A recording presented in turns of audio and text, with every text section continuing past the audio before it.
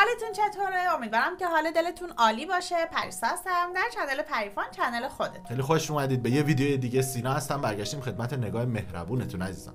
لینک اصلی این ویدیو در دیسکریپشن هست و خیلی کامنت داشتیم راجع به این ویدیو که میریم و سر میزنیم به خانواده زنده یاد، روحشون شاد باشه، جناب آساهی عزیز. علیرضا آساهی قبلتر ازشون تونستیم یه در واقع ریاکشن داشته باشیم و بعد دوست داشتیم خیلی تو مسیر تو مسیر موفقیتش، اشکایی که ریخت، حرفایی که زد، سختیایی که کشید.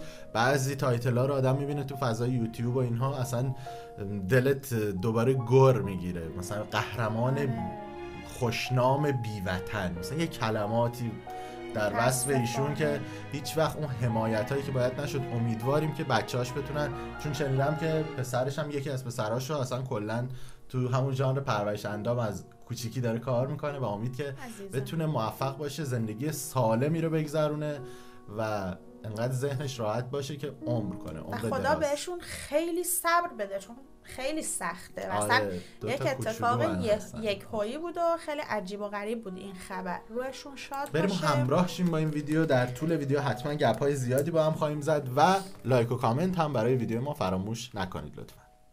ما مردم افغانستان یک عادت داریم که زنده یک قهرمان تا وقتی که زنده از قصهش نمیشیم، وقتی که مرد باز در موردش پستای فیسبوکی میمونیم و عرض تسلیت میکنیم. چرا در وقتی که زنده است حمایتش نکنیم؟ چرا در وقتی که نیاز داره تخریبش بکنیم؟ مرد کوچک، چی چیزی خودت از زیاد رنج میده فعلا؟ این رنج میده که دیگه بدنم پالون نیست و تنها تکیهگاه ما بود. دورت بگم جاش خیلی خوبه، سختیارم دید و با تمام اینقدر مشکل ها رسید.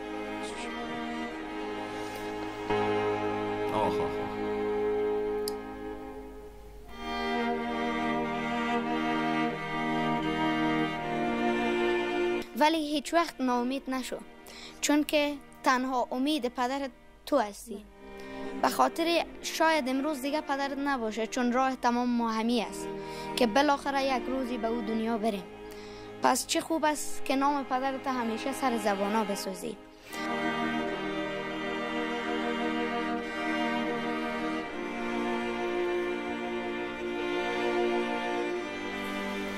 قهرمانی کم حاشیه، یعنی بی حاشیه، تا وقتی که حالا ما نسبت به موضوعات مختلف کشور افغانستان ریاکشن داشتیم تو این 3-4 سال، هیچ وقت مثلا حاشیه خاصی نداشته ایشون به جز قهرمانی که آورده و با افتخار تقدیم کرده به بیرق افغانستان و وطنش. و بعضی وقتا انگار آدم‌هایی که نمیدونم حالا دلیل اصلی مرگ ایشون در واقع و از بین رفتنشون چی بوده، ولی احساس میکنم از فشاره، یعنی از نبود حمایت‌های درست تو مسیره. ببین مثلا ایشون سنی نداشته، از فرزندانش هم مشخصه که مطمئنا سن زیاد بالایی نداشته، ولی نسبت به این ورزشی که داشتن و این ورزش خیلی ورزش سختی است، مکمل‌هایی رو استفاده میکنن. کلا ورزشکاران این مدلی عمر زیادی ندارن. یعنی چیزی که حالا من داشتم میخوندم از کامنت بچه‌ها و ویدیوهایی که به خاطر اون دوره‌های سختی که به بدنشون میگیرن و اینها. ولی حمایت همچنان از قهرمان و خانواده‌اش میتونه منطقی باشه از سمت حکومت‌ها، دولت‌ها، مردم. اگر چون تنهاشون نباید دوست دارین، قهرمان دوست دارین، وقتش است کمک کنین و ما رو فراموش نکنین. علیرضا آساهی رفت، ما هستیم. و یادتان نره که اگر امروز علیرضا آساهی رفته، یک آساهی کوچک هم در خانهشان هست که میخواه رایش تعقیب بکنن و نام پدرش زنده بکنن. پس اگر اینا را دوست دارین، چه فایده که قدر پست فیسبوکی بمانین؟ بیاین حمایتشان بکنین. آفرین به تو ای نوجوان خوش چهره، خوش صحبت.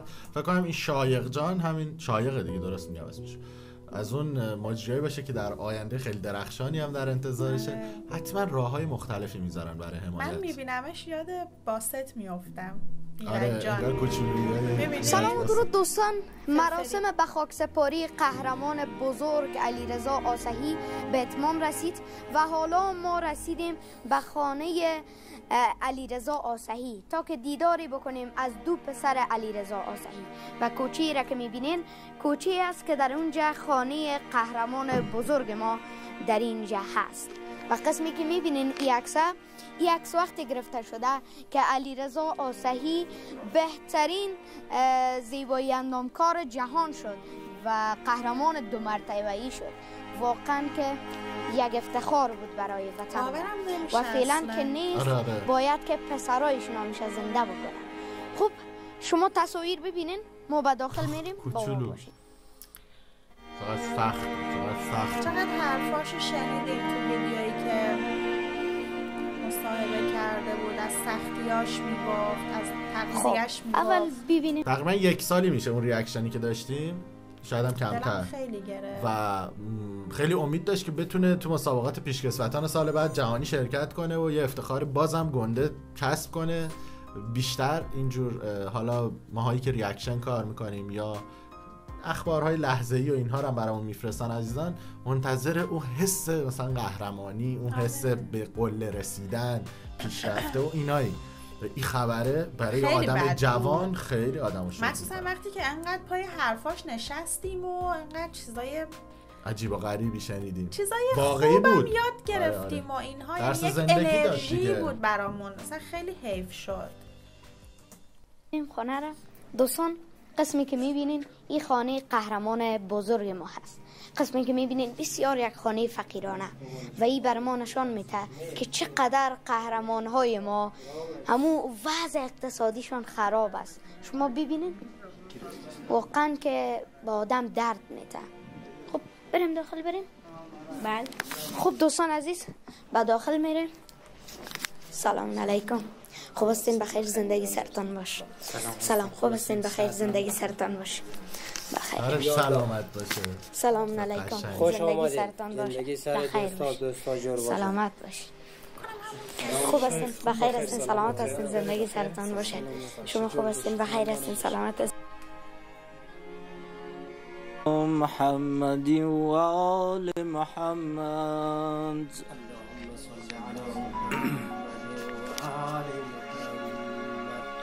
أعوذ بالله من الشيطان الرجيم. بسم الله الرحمن الرحيم.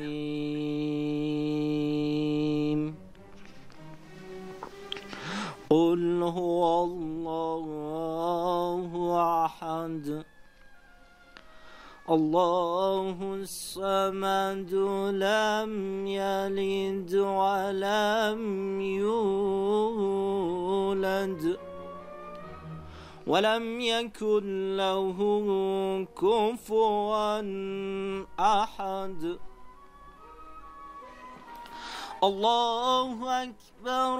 بسم الله الرحمن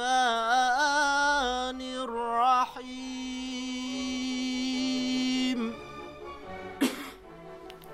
قل هو الله أحد الله الصمد لم يلد ولم يولد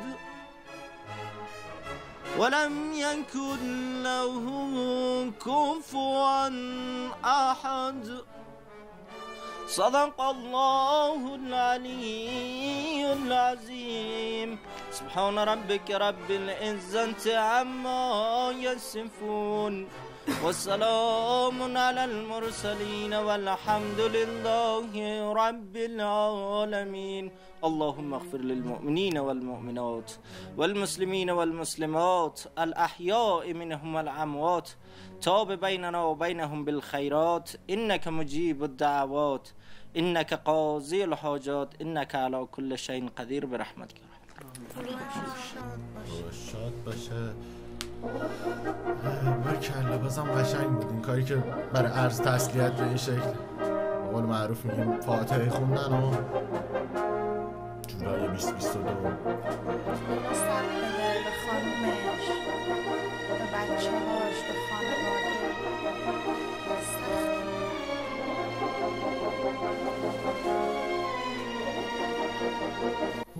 میدونی وقتی اینجور ویدیوها رو آدم میبینه به یاد مثلا عزیزان دیگری که حالا توی ژانرهای مختلف یا گرداننده هستند یا قهرمانی هستند ورزشی مثلا توی کشور میافته دیگه، که چه بسا تحت فشارهای شدید اقتصادی مالی قرار دارن، حالا یا بعضی از حیا و شرم مثلا میگن مثلا نمیکنن اون کارو که بیان رسانه ایش کنن، ولی این مهمه که این درس رو به قولی بگیریم و همون جوری که میدونیم و میگیم تو فرهنگمون خیلی یعنی مورد پرستی نکنیم، از اینهای درس بگیریم که آره یعنی اونهایی که زندن طرفداری کنید، حمایت کنید، مشوق باشید یک جورایی. یعنی این کامنت های بد، صحبت های بد، انرژی های منفی که به یک ورزشکار، به یک هنرمند فرستاده میشه فقط یک کامنت نیست. بعضی وقتا تشویق هم نیاز نیست، کافی انسان یک کمی خودش رو آروم کنه، مثلا کسی رو تمسخر نکنه، کسی رو میدونی یعنی کوچیک نشماری،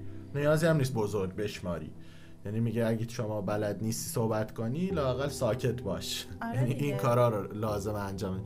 ولی هستن قهرمانانی که نیاز به حمایت دارن قطعا توی افغانستان با اون وضع اقتصادی که الان مثلا خیلی شغل و کار و اینها خیلی رواج زیادی نداره، بیزینس ها خیلی فعال نیست، میتونه این کارا انجام بشه، واقعا کمک بشه بهش.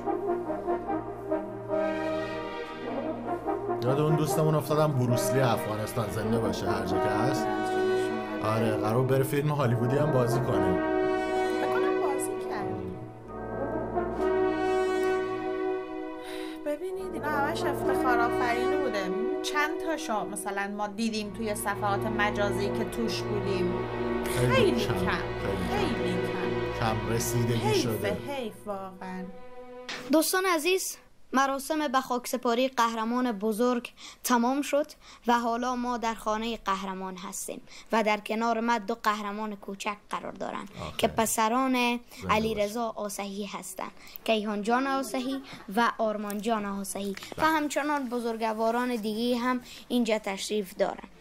ما آمدیم تا که آگاه شویم از وضع زندگی قهرمان ما که چه مشکلاتی را سپری کرد و حالا پسراش تصمیم به چی گرفتن. سلام کیهان جان. سلام برای شما و کیهان جان. ببخشید حرفت قطع، چه اسمای قشنگ. همون روزم من گفتم، فکر کنم اسم پسراشو گفت توی همون مصاحبه زنده یاد آسایی و کیهان و آرمان، دو تا اسم خیلی زیبا. چقدر ماشاءالله شبیهن، وقتی خیلی کوچیک‌تره فکر کنم آرمان. نه کیهان شبیه‌تره. آره خیلی چهره‌تن شبیه. فکر کنم از قوم عزیز هزاره هستن، چون شیعیان هم بودن، از فاتحه‌ای که خوندن مشخص بود و خیلی بانمکن، خیلی بامزن. همین بینندگانی که ما رو از دریچه چینل شما ما رو میبینن. بسیار عالی. کیهان جان، کمی بگو در مورد پدر جانت که چقدر ازش آشنایی داشتی؟ خب پدر من که بود همیشه آرزوش بود که افغانستان سربلند نگه داره و پرچم افغانستان به اهتزاز در بیاره و به آرزوی خودم رسید. در راهش خیلی زحمت هم کشید، سختی‌ها هم دید و با تمام اینقدر مشکلات رسید. چه خاطراتی از پدرت به یادت مانده که همیشه خودت به یادش میفتی؟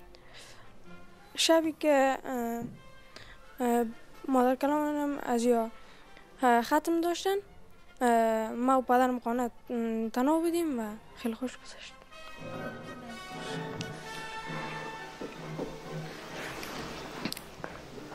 چی چیزی خودت از یاد رنج میده فعلا؟ این رنج میده که دیگه پدرم پالون نیست و تنها تکیه‌گاه ما بود. انشالله ما همیشه کنارت هستیم کیهان جان، زندگی سرت باشه ولی هیچ وقت ناامید نشو، چون که تنها امید پدرت تو هستی. به خاطر شاید امروز دیگه پدرت نباشه، چون راه تمام ما همی است که بالاخره یک روزی به او دنیا بریم. پس چه خوب است که نام پدرت همیشه سر زبانا بسازی. تو قهرمان هستی و انشالله که همیشه قهرمان باشی و زحمت بکشی مثل پدر جانت. و آرزوی خودت چی است؟ آرزوی من است که راه پدرم پیش برم و بیرق افغانستان تا جایی که میتونم به احتزاز. انشالله. آرمان چرا که نه، واقعا میتونی قطعا، ولی حمایت لازم، اینو همه میدونن. بازم میگیم، اینو من میگم به خاطر اینکه چون راه ارتباطیش مثلا ما نیستیم، ولی شاید این کانال عزیزی که شایق جان توش ویدیو رو ساخته راههای ارتباطی میذارن برای اینکه اینا حمایت بشن توی سالهای متمادی، چون بالاخره اگه مجبور بشه بخواد هزینه تحصیل برادرشو بده، خرج خانه رو بده، بله، پشتوانه‌ای که نداره که بعد دیگه از همه اون مسیر، از اون که پدرش دوست داشته یه روز اینم یه ورزشکار حرفه‌ای بشه مثلا مثل خودش، اگه دوست داره میمونه دیگه. و این میشه قصه اون دخترک سیب فروش که جان خودت چطور هستی؟ خوبم، تشکر. سلامت هستی؟ یک سلام با دوستات تقدیم کن. سلام به شما و بینندگانی که ما را از چینل شما میبینند. در مورد پدر جانت که میبره ما بابا؟ پدرم که بود در وقت مسابقه خیلی زحمت کشید و آرزویشم بود که افغانستان سربلند و تمام ملت ما را سربلند بسازه و با آرزوی خودم رسید. چیزی را که از پدرت یاد گرفتی او چی است؟ امی که هیچ وقت روحیه خدا از دست ندی. ماشاءالله، واقعا که افتخار ما هستی. تشکر. خودت گفتی میخوای داینده یک فوتبالیست شوی؟ بله. انشاءالله که بهترین فوتبالیست شوی که همونطور شهرتت مثل ستاره های فعلا فوتبال همونطور بلند باشه. انشاءالله. تشکر. سلام. توی این صحنه حالا جنبندی ویدیو باشه، اینجوری من حس کردم که برادر بزرگ خیلی فشار بیشتری رو داره تحمل میکنه. انگار که هنوز پسر کوچیکمون اون درکی که باید از رفتن داشته باشه رو هنوز انگار که پدر مثلا همیشه با پسر بزرگترش حرف زده، رفیق بودن که مثلا گفته اگه خدایی نکرده که خدایی نکرده الان اتفاق افتاده، مثلا یه روز من نبودم این تویی که باید هوای خانواده رو داشته باشی. خیلی سخته براش، فشار زیادی برای نوجوان. امیدوارم خدا بهشون صبر بده، هم خدا بهشون صبر بده، هم همگی حمایت مالی بکنن، در مسیر درست بتونن این بچه‌ها به خیر به اون مقصدی که دوست دارن برسن، مثل خیلی نوجوان‌های دیگه‌ای که نیاز دارن، خیلی کودکای دیگه‌ای که نیاز دارن. ولی اینو هم در نظر بگیریم که اینا بالاخره فرزندان یه قهرمانی بودن که هیچ وقت آنچنان به قهرمانیش پرداخته نشده. یعنی حس نمی‌کنم یه ارج بزرگی بهش داده شده باشه، حمایتی شده باشه. مثلا معمولا قهرمانای به این شکل اسپانسرینگای میگیرن، بالاخره حداقل یه قرارداد 5 ساله‌ای 10 ساله‌ای 2 تا باشگاه بدنسازی مثلا طرف میسازه توی کابل، ولی فکر نمی‌کنم به این نقطه رسیده بودیشون. مصاحبهشون میگفت که من نمیتونم سر یه سفره به خانواده‌ام غذا بخورم، من مجبورم غذاهای خاص‌تری بخورم، ولی خب درآمدم جوری نیست که بتونم همون غذا رو سر سفره بین بچه‌م و زنم بذارم. امیدوارم از این دست خبرها کمتر بشنویم و خبرهای خوشحالی و سلامتی و این دعای قشنگی که شایق جان میکرد، چی بود؟ زندگانی بر سرتون مستدام باشه، یه همچین دعایی. سالم باشید و سلامت، خلاصه روحش شاد باشه، روحشون شاد باشه، خدا صبر بده به خانواده‌شون و همچنین که حمایت کنید بچه‌ها از تمام ورزشکاران، هنرمندان، تا جایی که بشه ریاکشن کارها به هر حال ریاکشن میکنن روی کارهاشون و هنری که دارن یا ورزشی که دارن یا اعتباری که توی دنیا دارن کسب میکنن و شاید خیلی حمایت نشن از سمت فارسی زبانها و یا هموطنشون. خیلی حیفه که الان صفحه رو باز میکنی همش علیرضا آساهی، ولی چه حیف که الان نیست که خودش ببینه و روشون شاد باشه. در هر صورت مرگ تنها حقیه که هر کسی در انتها بهش میرسه، حالا دیر و زود داره، سوخت و سوز به قولی نداره. سرتون سلامت، قربون شکل ماهتون بشم، ماچ به کله هاتون. تا یه ویدیوی دیگه، خدا نگهدار.